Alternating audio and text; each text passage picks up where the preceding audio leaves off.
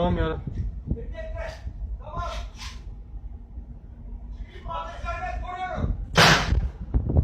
Abi. Abi çök abi. Abi dikkat et, durumu böyle diyor. 235. Kendine Abi dikkat et abi. Koruyun kendini. Ne oluyor? Dikkat edin, dikkat edin, bekleyin. Dikkat. Bekleyin.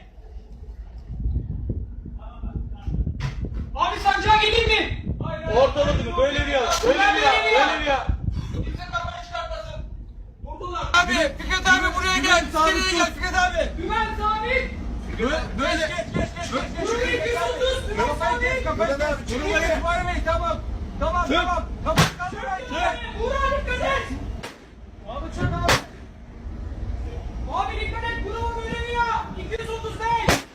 Kendinizi koruyun. Koruyun kendinizi.